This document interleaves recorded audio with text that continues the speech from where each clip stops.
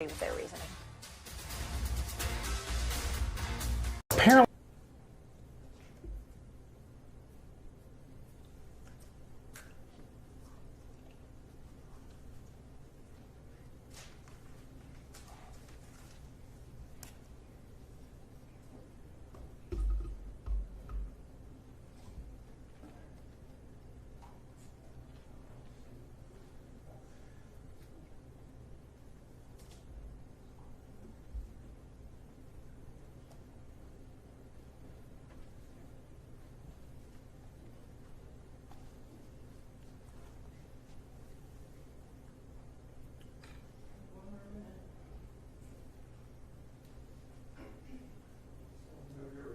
We're good? We're good?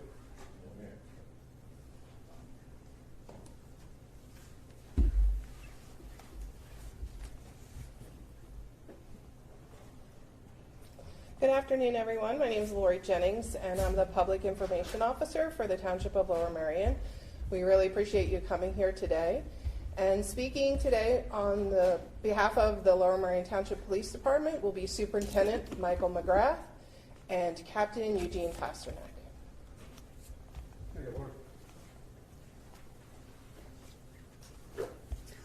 Well, on January 8th, a traffic stop and subsequent arrests occurred in the Ballackinwood section of the township.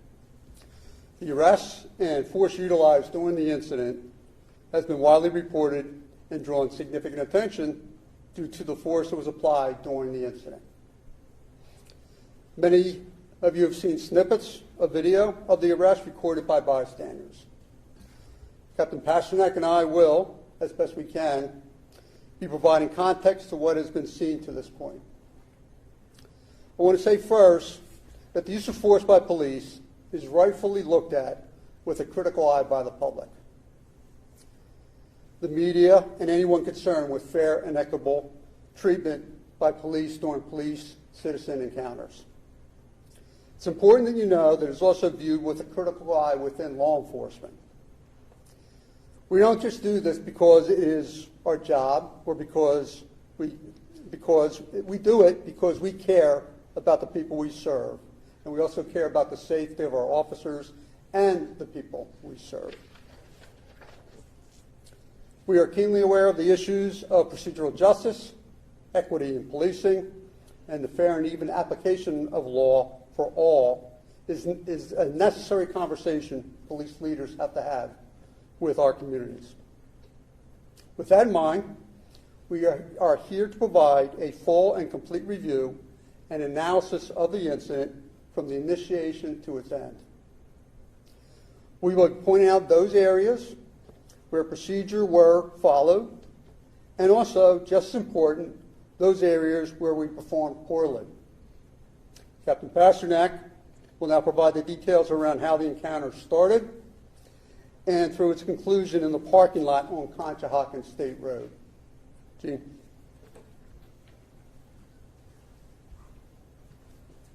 Hi, everyone. I'm going to try and get through this slideshow. I have my tech guy over there. If I need any assistance, I might call upon him. So we're going to show some videos, body cameras and dash camera videos today. Get my notes, it'll help me through this to read them better. Before we get to the videos, I'm going to give you a couple slides that are going to kind of set the stage for what you're going to see and when you're going to see it. Up front, I do want to apologize. The system that we use in our in-house system has a very clear counter at the bottom, and I use those times, how many minutes, seconds into the video these events occurred. When we downloaded it and put it on this, you're not really going to see that counter unless the cursor's in exactly the right spot. So I do want to highlight what we're going to see, though. The Dashcam video is going to begin at about 1:12 p.m. on Sunday the 8th. Now, the way the system works, the entire system activates when you turn the overhead cameras, the overhead emergency lights on. That will activate the entire system. Now, the system is already recording video, so what it'll do is it's going to attach to the event the prior 60 seconds of recorded video. So what you're going to see is you're going to first see the officer following the vehicle, and after 1 minute, the emergency lights are going to activate. And at the bottom of the screen, you're going to see indicators for when lights and sirens are on, and also the speed of the cars. At 1:18, the officer is going to activate his siren temporarily in a manual mode. The Volvo and a pickup truck in front of the Volvo are going to begin to pull over, but this is just temporarily. They're then going to resume driving away. At 2 minutes and 5 seconds in, the siren is going to be put on a full continuous steady mode. At 3 minutes and 29 seconds in, the Volvo is going to pull into the gas station or the Wawa parking lot. At 3 minutes and 50 seconds, the primary officer is going to approach the Volvo. He's going to have his handgun out down by his leg's side. At 4 minutes and 35 seconds, the handgun is going to be reholstered. You should note that it is never raised or pointed at anybody. At 5 minutes and 44 seconds into this video, the first backup officer is going to arrive. And at 8:01, the primary officer is going to open the door of the Volvo. Now, on this next slide is the body camera video.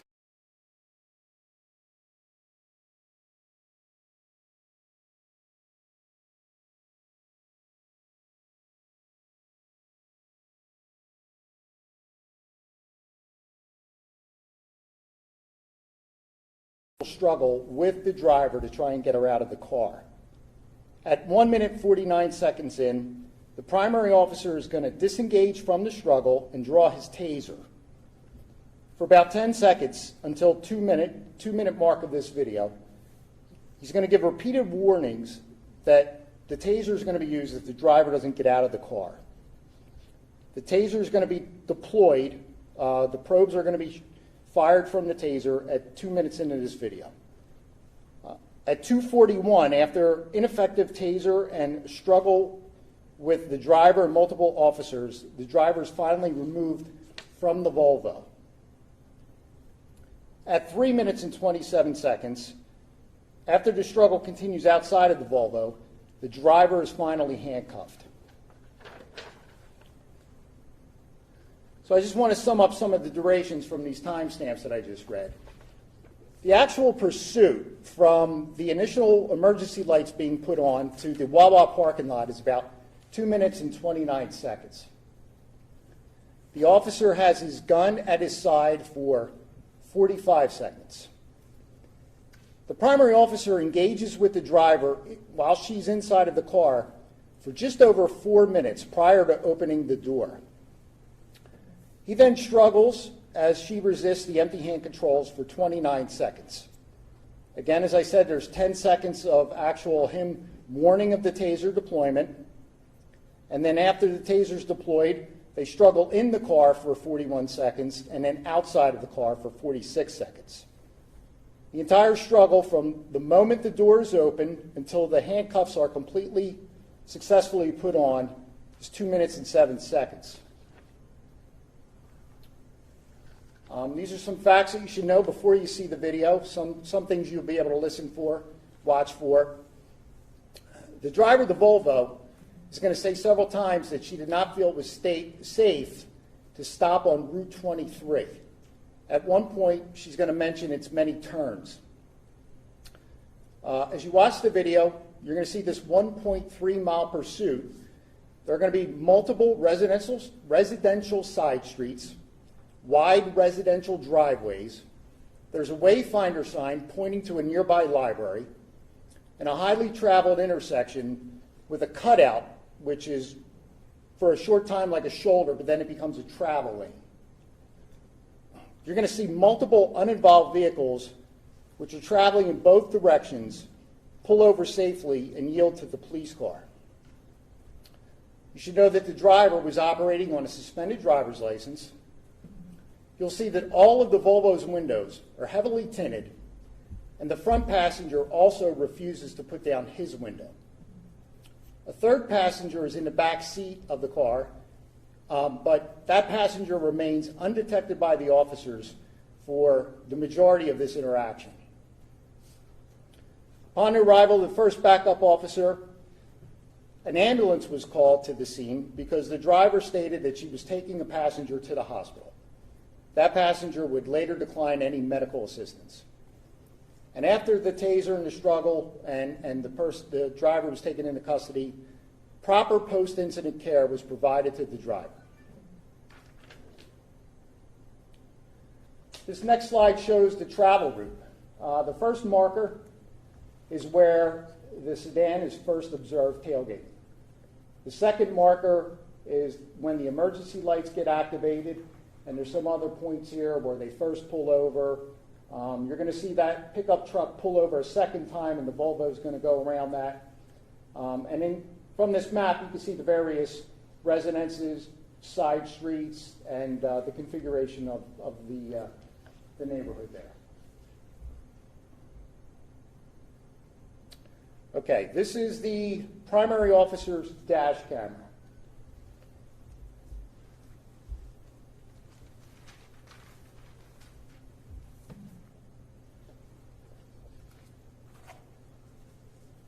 Jake? Is it good? It's just buffering? Yep. Now, at 60 seconds in, when he activates the overhead lights, you're going to get some audio because there's a microphone in the back of the prisoner cage. What you're going to see when the car actually stops and the officer gets out of the car, you're going to realize that, well, I have to inform you of this. It's not going to show from this video, but the officer doesn't have, he has a body camera on, but it doesn't activate. And I'll explain that later on in the presentation.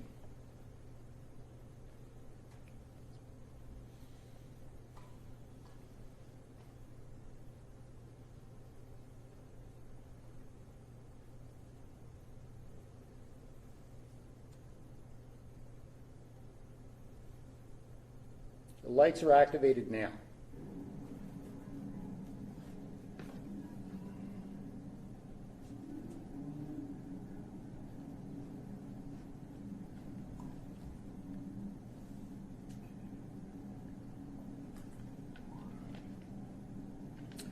The siren was just activated. They appear to be pulling over.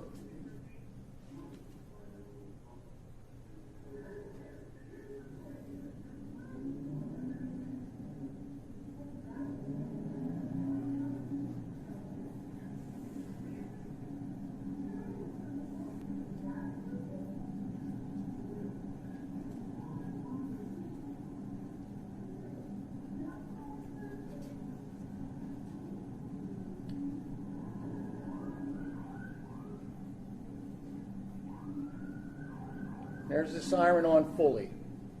Oh, nope. Still coming.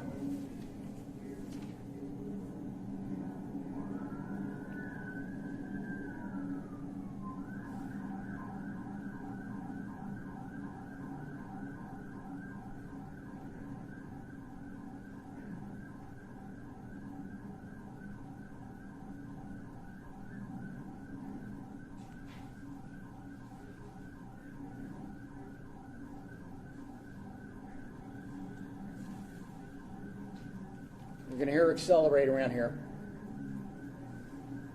into this curve.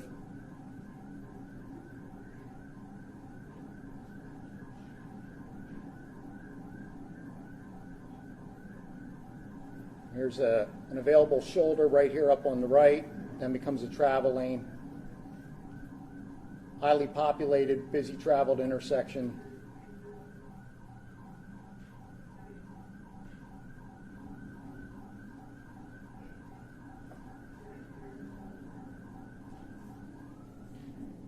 Now the siren goes off, the officer's trying to call in and get the tag known to radio. His intent is that he's gonna break this off here, but he wants to get the tag called in first.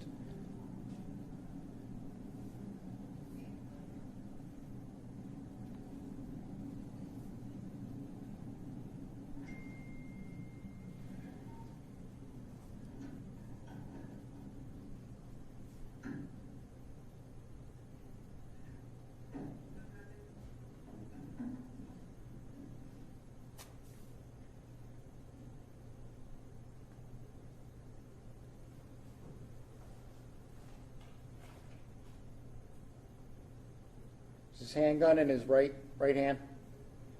He needs a flashlight to even try and see into this car.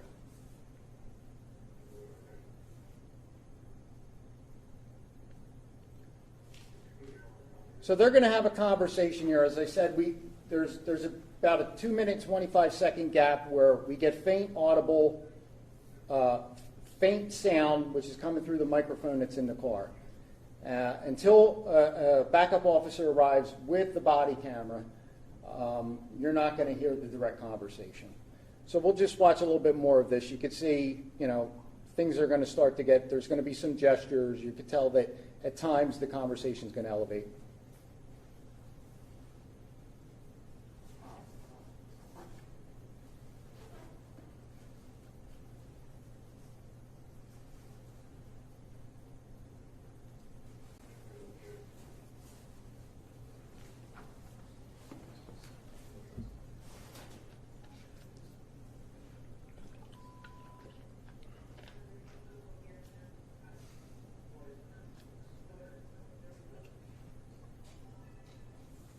The supervisor in the background telling the radio to clear the air so that they can monitor this officer. That's what that tone was.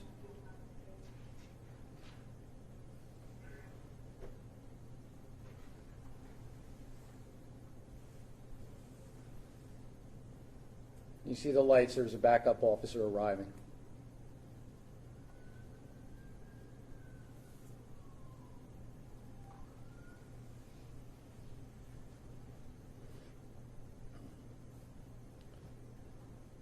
What I'm going to do is I'm going to go switch to this officer's body camera.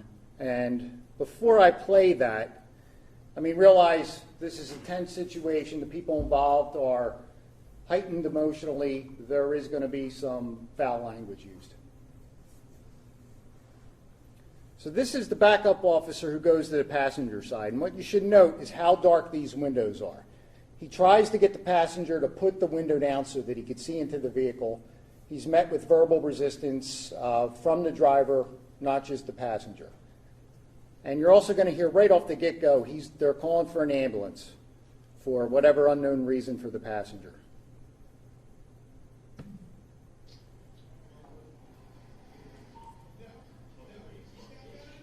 Jake, I think I need to get the volume up here a little bit.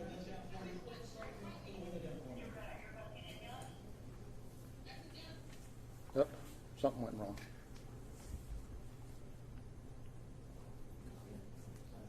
You're allowed to come up if you need to. If you just skip forward, right arrow key, that'll bring you to where you. Yes. All right. We should be able to get that audio a bit louder. Okay. Try it. I seem to have lost my. Oh, there it is. There we go.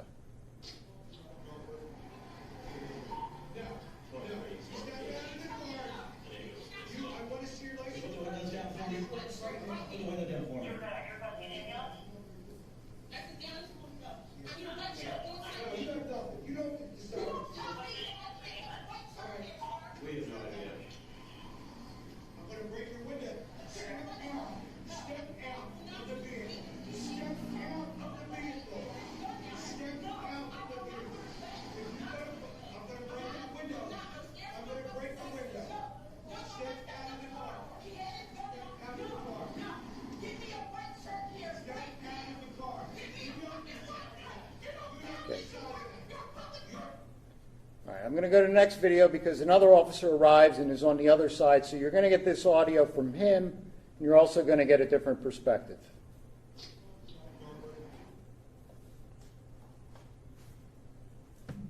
Get out. Relax. Get out. Get out. If you go, I'm going to break that window.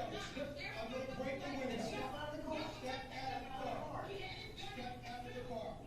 Give me a white shirt here. Step out of the car. Give me a white shirt here. You don't install that. You don't install that. You don't install that. Step out of the car now. Step out of the car now.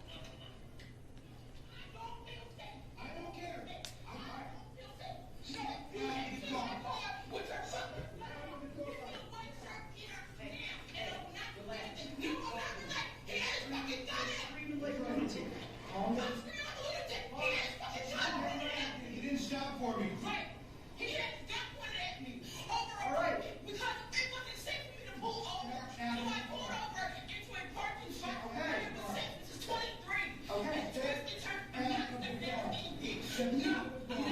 you can give me a white shirt here. My sergeant's on the way. Oh, my dad, my dad is a state trooper. No, you don't got it. Yeah, I got it. I'm gonna break the window. You put that window down now. I'm gonna break the window up. You are not gonna put that window up. Now, I don't care. I don't care what you got. No. Get out of my car. Get out of my car. Get out of the car. You're under arrest. No, I'm not. You're under arrest. No, I'm not. Don't touch me. Yes, you are. Don't touch me. Don't touch me. Under arrest. No, I'm not. Don't Yes, you are. stop. Stop.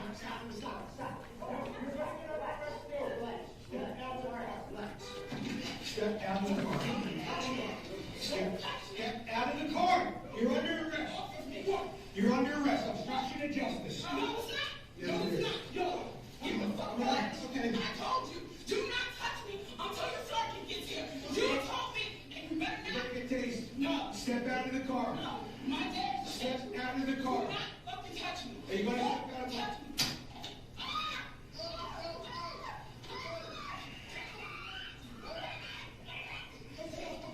Step out of the car. Get out. Step out of the car. No, you just wrong. Talk like Step that. out of the car. Step out of the car. Step out You of the gotta car. get out of the car. You gotta get out of the car. Step out of the car. Hey, come out. You got to come out. Come out. Just come out. Just come out. Come on. No, I don't. He came up with his fucking gun here. Relax. Get off. Get off. Enough. Get off of me. Get off of me. Get off of me. Don't fucking touch me. I got it. Come here. All right, you're good. Stop. Stop. Right? No, you came to my car and put your fucking gun out and let me take you before. The God pulled the fuck over. No.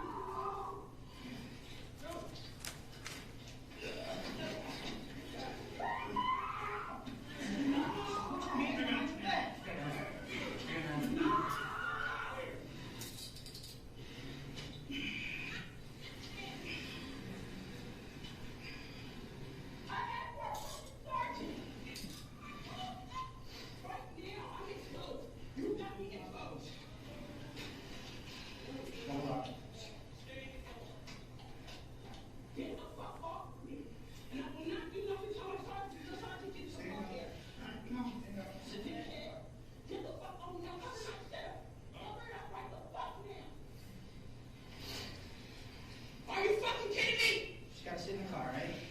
I don't gotta do shit. I asked for a fucking white shirt. You don't tell me. You're a fucking fuck. Don't you put me in this fucking car. Don't put me in this fucking car. Just walk. All you have to do is walk. Just walk.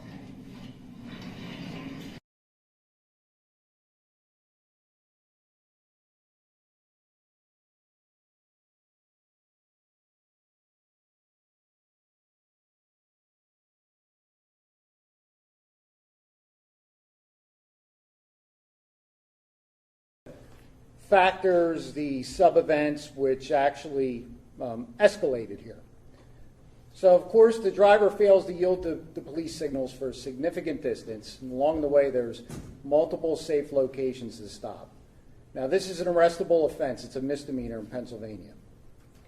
So once stopped, the driver and the occupants, they refused to fully lower the heavily tinted windows. For over 4 minutes, the driver refused multiple demands for paperwork, license, registration, insurance. This is required under PA law. She also refused commands to exit the vehicle. And all the while, the driver is screaming profanities and her intent that she's not going to follow any instructions or orders that the officer gives. The driver attempted to put her window fully up, and the officer responded by reaching in and opening the door.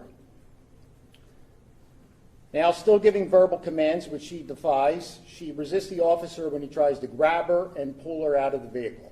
She's yelling, she's flailing, she's pulling away. This is ineffective, so the officer disengages, lets go with the hands-on attempts, and he transitions and draws his taser. He provides verbal commands and warnings prior to deploying the taser. Tells her she's under arrest. The initial taser cycle has a very brief effect, if any. So the taser, when it's deployed in that fashion, if it makes the proper contact, it's going to incapacitate the subject. The subject's not going to be able to move. Their muscle system is overridden. Now, when you saw that video after the taser made contact, she's kicking her legs and flailing and moving around. So it appears there wasn't a good contact. He tries the taser a second time. It's a 5-second cycle. Again, it seems to have no effect. That indicates that either one or both of the probes have not made contact with the subject. Now, since the probes seem to be ineffective, he tries to use the taser in what is called a drive stun or a contact mode. He does that by touching the taser to a portion of the body. Now, if at least one probe has made contact, touching that probe to another part of the body will complete the circuit, and it will incapacitate the subject so that we can handcuff her or remove her. That doesn't seem to work. So effectively, what the taser is doing there is it's point of contact pain compliance. It's not going to be that effective in this situation. As you can see, she's able to kick away at the officer's attempts. So he tries that contact mode 2 times, ineffective. Since the taser is now ineffective, he abandons the taser. He puts it away, puts it on the top of the car, transitions back to empty hand controls. A second officer joins in with him, and they struggle while inside the vehicle, but they are able to pull her from the vehicle. A third officer has to join, and they continue to struggle before they can even get her handcuffed. And of course, once she's handcuffed, she continues to be combative. It takes all 3 officers to walk her over to the car. So the conclusions, the findings. Were the officers' actions legal? Yes, they were legal. The police do have the authority to require paperwork for traffic violations. We also have the authority to order the driver or the occupants out of the car. In addition, in this instance, the officer had probable cause to arrest the driver for fleeing and eluding. The officer tried empty-hand physical controls. That's a proper response to a non-compliant verbal subject. The taser is then a proper response to active physical resistance. And at all stages throughout this event, the officer gave constant verbal commands, and when a method or a tactic that he was using was ineffective, he transitioned to another tactic. That is in line with our training. Now, there's another question to ask. Did we meet Lower Merion police standards, and did we follow policy and training? The answer to that is no. The officer did not follow best practices for de-escalation. We'll go into that in a little bit. And there were additional policy infractions and deviations from training. So, the policy infractions. As I said earlier, there's no body cam video from the primary contact officer. The officer's body-worn camera was not properly logged and synced in with his dash system, his in-car system, at the beginning of his shift. This is a required practice. It's a standard practice. Therefore, when he turned on his overhead lights and the MVR, the mobile video recorder system, activated, the body camera was not a part of that united system. It would have had to have been turned on manually. Of course, with the heightened circumstances and not knowing that it was an oversight that he didn't properly sync that system, he didn't turn his body camera on. So as you saw there, there's 2 minutes, 25 seconds with no direct audio, and there's even a few minute or so after that where we have the audio of the one backup officer, but there's no direct perspective video from the contact officer. Additionally, the officer did not use sound tactics, which would have mitigated risk to that officer, and it also would have mitigated the urgency to act. One thing the officer could have done, he could have waited behind the cover of his patrol car, waiting for backup units. From there, he could have used the PA system in his car. He could have instructed the driver to put the windows down so that he could see them, and then approach if he got compliance from there. So de-escalation, you saw the video, a lot of it speaks for itself. De-escalation, tactics are a big part of de-escalation. You want to put yourself in a situation where if you have to make a split-second decision, perhaps you have more time or cover or distance so that you could process that a little bit better. You saw the officer immediately, without backup, he approaches the car with his gun out. He was very stern when he denied all the requests for a supervisor. You don't decide that. At one point, I think I made a note, she says, "I'm scared." He says, "I don't care." Understanding that we have to maintain some authority over the traffic stop, we also know that some type of calming or different approach or instruction could possibly bring the situation, the tense situation down a little. And at one point, a backup officer tries to say, "There's a supervisor coming," but the primary officer kind of stops that, won't let him interject. And then, of course, the primary officer has his handcuffs out in his hand before he has the door open. He's kind of occupying his hand. It's not a good situation if he has to go with hands-on controls with the subject. As you saw, he had to put his handcuffs on the top of the car, too. So de-escalation is very complicated. We get a lot of training on it. Tactics are very important. This is just one slide, but it's a basic decision-making matrix on when to use de-escalation. And the first thing an officer has to ask himself, is it safe and feasible? Now in blue, I've applied what we saw in this situation. The officers have every reason to be concerned. There's an unknown risk here. You have the pursuit. You have the non-compliance of the occupants. You have the inability to see in the car. These are all concerning. These are red flags. I would be in fear standing next to that car for any prolonged period of time. However, as I mentioned earlier, better tactics could have improved the circumstances. Was the subject engaged? She was engaged. She was extremely uncooperative. She was extremely agitated. So the next question is, can I stabilize the situation? Well, at some effort to do this should have happened, something beyond the strict authoritative commands. However, there's no guarantee that this would have worked. There's no guarantee that de-escalation would have been successful. However, we should have tried.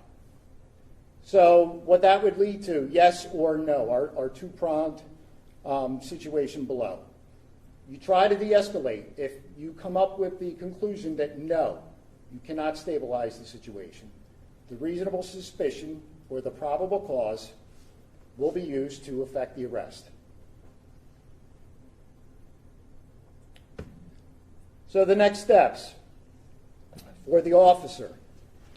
There's a formal internal disciplinary process that has to be finalized, and the details will remain confidential. The disposition will include corrective training in addition to a personnel action, which is some form of discipline. For the driver, charges, just to update you, I think the charges are filed and accepted by the court. So the driver has been charged with offenses of the Crimes Code, the Controlled Substance, Drug, Device, Cosmetic Act, and Pennsylvania Vehicle Code. As you can see the list of the charges here, there are several misdemeanors and several traffic violations included. Summary traffic violations, excuse me. And then the final slide here is our escalation of force model.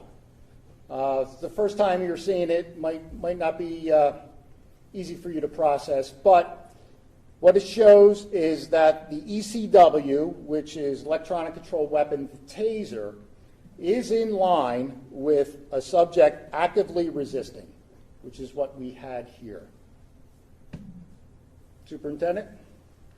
Thank you, Chief.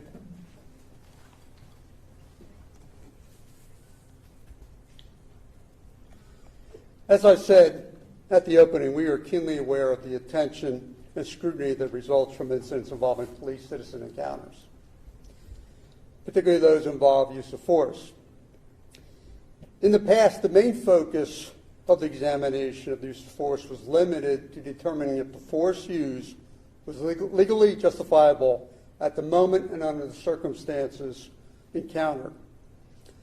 This ignores the community perspective and expectations of society. The lenses these situations should be looked at is through multiple viewpoints, but the main goal is to determine if it is avoidable. With the goal of avoiding the avoidable, we in law enforcement now look backwards from the moment force was used and honestly assess whether our actions or lack of actions contributed to the ultimate outcome. With that in mind, this incident was extensively reviewed and analyzed to determine not only where the actions taken were consistent with policy and procedures, but also whether those actions taken followed the best practices and training provided on pursuit and use of force. Captain Pasternak provided context and facts that were not available previously.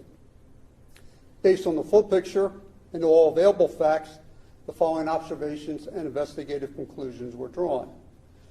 The traffic stop was initiated due to an observed operation of the car following another motorist too closely.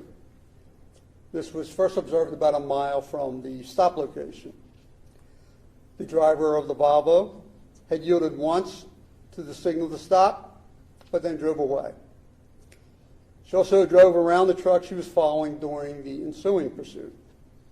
After stopping in the parking lot, she refused to provide her driver's license or cooperate with a legitimate lawful stop. Those are the facts that provide a fuller context to what then transpired. We have presented all of the video, not to be defensive or to cast poor light on the driver, but to provide the public with transparency. That is necessary for us to continue to have conversations needed as they relate to police-citizen encounters and fair and equitable policing. As noted, we could have performed better, and we should have. Our policy development has for years focused on constant improvement. Our training is consistently updated to reflect lessons learned from past incidents, not only locally but nationally. We will be taking the lessons learned from this incident to focus on several key factors in training, such as handling stressful situations at pivotal moments, the overall goal and how stress may divert from that mission. So slowing things down can be your most powerful tactic. How poor tactics contribute to the need for the use of force. Hard look at the reason mistakes are made and the benefit of mid-event disengagement. I think the captain just noted this previously, but the district court has completed processing the criminal charges. Copies of the criminal complaint and affidavit are now available. We have them in the back of the room. Please pick them up when you do leave. There are also copies of our use of force policy that you can take with you as well. We'll now take questions. If you would raise your hand, our PIO will be bringing around the microphone. So, and if you could just identify where you're from. Superintendent, good afternoon. Ryan Hughes from CBS 3. You stated that you released the video today in an act of transparency. You also admitted that some mistakes were made. Regarding the initiating officer, that a formal internal disciplinary process will be done that hasn't been finalized. Why not, for full transparency, reveal to the public what the outcome of that will be? Why keep that confidential?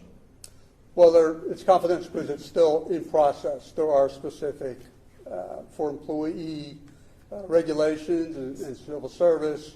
We must present that through executive session with the Board of Commissioners. They are the one that takes action, and they do that at a public meeting. But certain steps have not taken place yet. So in the end, the public will be aware of the outcome? That is correct. It is still in process. I'm sorry, Pat Lowe from QRW Radio. Is Yes. it very common for Lower Merion Police to It is one of all the different potential violations in the vehicle code we would stop people for. We don't have specific statistics bringing down on each individual one, whether it relates to going through a red light, stop sign, following too closely. We have issued thousands of tickets during the course of the year. Some may say that when she had her hazards on, as she continued to drive, that she was indicating maybe that she was going to pull over when she felt safe. Her attorney tells us that, really what escalated this was with the gun drawn, and she didn't feel safe pulling over on that road. When she did, she pulled over, and when the gun was drawn, that escalated. What would you say to her attorney? Well, as you can imagine, we're not going to be having a conversation with the attorney at this point. However, it is clear, and you saw it, that she stated that at the stop, that was something that bothered her. So, that is factual. Do you think, what should she have done in that situation? If you're driving, you have a cop behind you, you're trying to figure out where to navigate. That is a tight road, as we all know. There was a couple areas. She just should have pulled over sooner. Well, as was laid out, the total distance is about 1.3 miles. Best practices, and this question is asked frequently: what do you do when you're stopped by police? What are the things you should do? It is dependent on time of day.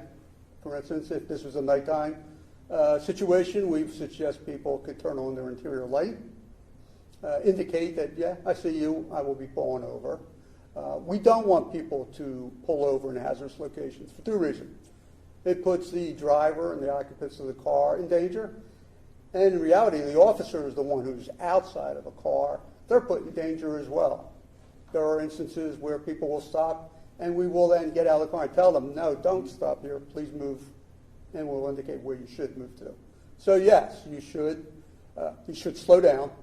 You should indicate you are stopping, and then at the first opportunity to stop in a safe location, do so. There were those locations. It was midday, no weather conditions, and there were wide areas and places to stop. And what happened to the officer? The officer who was involved, did you mention, is there any disciplinary action, or is he back on the street and good? The officer is currently on desk duty while the investigation of the process is continuing. If I can add to that, we've had instances excuse me, to your question, we've had instances where the people we're trying to pull over pick up the phone and dial 911. That's another, hey, is this a real officer behind me? Yes, it is, and instructions go from there. What drugs were found? That should be in a criminal complaint. Yeah, you'll see it. It's now a public document. It's actually coded. Well, thank you very much for your time and the question. Yes, sir. One more question. Yeah, I'm Aaron Baskerville with NBC 10. I walked in late, so forgive me for that.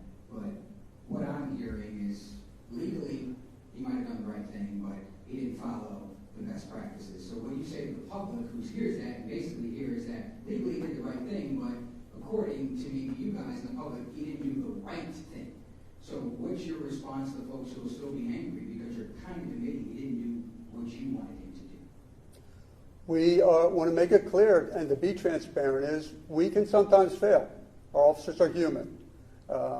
We provide the best possible training, try to put them in positions where they understand the stresses of the job and the tension, not only that they are going under, but what the citizens are going under when there is a police-citizen encounter.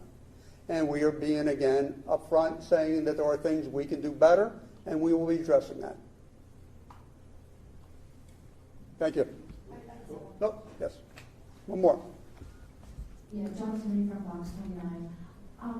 I was just wondering, the woman said she was frightened and she was scared and wanted a supervisor, and that didn't happen. And the officer, you admitted, said, I don't care if you're scared. I mean, that's a little disconcerting, as we're watching that video. And then you wonder if another person is pulled over and fears something similar could also happen to them. I mean, what do you say to that person? Well, you're pointing out precisely what the Captain Pashnak was noting, best practices as far as de-escalation and how to address the aggression you're facing weren't utilized. There were better ways to respond to that, and that is correct. The supervisor was called for, an ambulance was called for to address the various things we were seeing unfolding in real time. There is no guarantee that a supervisor will get to any particular scene in any particular time period. They may be tied up on other calls. So that is not a determining factor whether or not you continue with an investigation. Right, but for people who are watching this, kind of like what Aaron was saying, I mean, it is difficult to watch. And I can't imagine, people watching that video and fearing that could be them. Understood. The question was asked if this was common. And as we noted, there are thousands of car stops in this township, and you can imagine across the suburban area. And this is one that is extraordinarily unusual. Can you just talk, how delicate are these situations in general? I mean, because at what point you want people to comply, I mean, for your officers as well. These are delicate situations where sometimes there's not a right answer. I mean, can you talk about that, how delicate these situations can be? Yeah, that takes it from what is the requirement, of the law for people to do. In this case, we're talking about driving privilege. You're licensed to do that act.